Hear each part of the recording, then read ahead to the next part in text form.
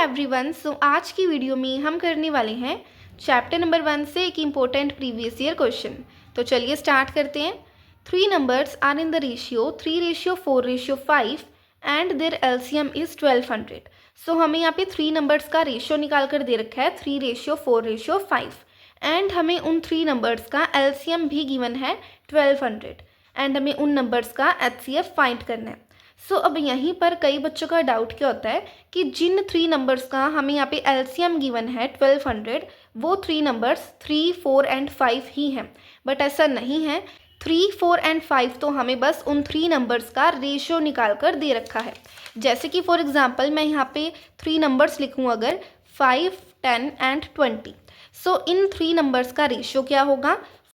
5 1 ज़ा 5, 5 2 ज़ा 10 एंड 5 4 ज़ा 20। सो 1:2:4 इन 3 नंबर्स का रेशियो होगा। बट 1, 2 एंड 4 तो असली के नंबर्स हैं नहीं। हमारे असली के नंबर्स कौन से हैं? 5, 10 एंड 20 एंड 1:2:4 बस इनका रेशियो निकाल कर दे रखा है। सेम अब यहाँ पे भी हमारे पास किन्हीं 3 नंबर्स का रेशियो निकाल कर दे रखा है 3:4:5 एंड हमें उन 3 नंबर्स का एलसीएम भी गिवन है एंड हमें उन नंबर्स का एचसीएफ फाइंड करना है। तो चलिए अपने क्वेश्चन को सोल्व करना स्टार्ट करते हैं।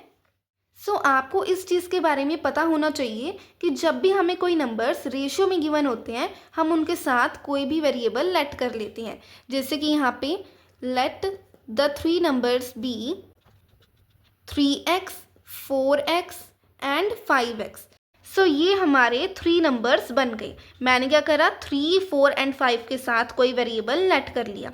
अब हमें गिवन क्या है कि जो हमारे 3 नंबर्स हैं जिनको हमने अभी अभी 3x, 4x and 5x late करा है उनका एलसीएम 1200 है। हम यहाँ पे लिख लेते हैं LCM of 3x, 4x and 5x equal to 1200। अगर हम यहाँ पे एक चीज़ नोटिस करें कि x जो है वो 3 के साथ भी मल्टीप्लाई हो रहा है, 4 के साथ भी एंड 5 के साथ भी, तो हम क्या कर सकते हैं? x को कॉमन ले सकते हैं। कैसे कॉमन लेंगे? x multiply LCM. हमारे पास ब्रैकेट में अंदर क्या बच जाएगा? 3, 4 एंड 5 इक्वल टू 1200। ये सेम आ जाएगा यहाँ पे। ठीक है, x को हमने बाहर कॉमन में ले लिया है। ठीक है, x इसके साथ मल्टीप्लाई होकर 3x बन जाएगा, इसके साथ मल्टीप्लाई होकर 4x एंड इसके साथ मल्टीप्लाई होकर 5x। ठीक है, सेम ही हमारे पास आ जाएगा। यहाँ पे x का x हम सेम यहाँ पे लिख देते हैं, मल्टीप्लाई यहाँ पे हमारे पास क्या है? LCM of 3, 4 and 5। LCM of 3, 4 and 5 क्या होगा हमारे पास? इसका मैंने एलसीएम निकाल लिया है। 3 मल्टीप्लाई 4 मल्टीप्लाई 5 हमारे पास होगा 60। यही क्या है? 3, 4 एंड 5 का एलसीएम है। हम यहाँ पे लिख सकते हैं इसकी जगह 60 इज इक्वल टू 1200।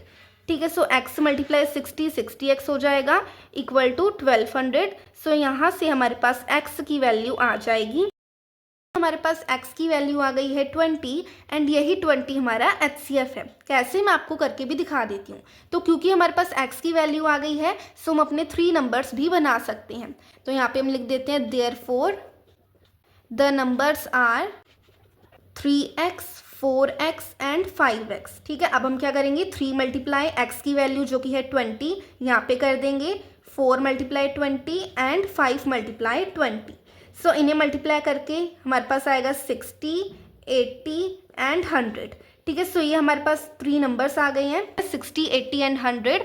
अब हमें क्या फाइंड करना था? इन्हीं 3 नंबर्स का एचसीएफ फाइंड करना था। हम क्या करते? इनके फैक्टर्स निकालते। 60 के फैक्टर्स ही हमारे पास क्या है? 3 मल्टीप्लाई 20 है। 80 के फैक्टर्स 4 मल्टीप्लाई 20, 100 के फैक्टर 5 इंटू 20।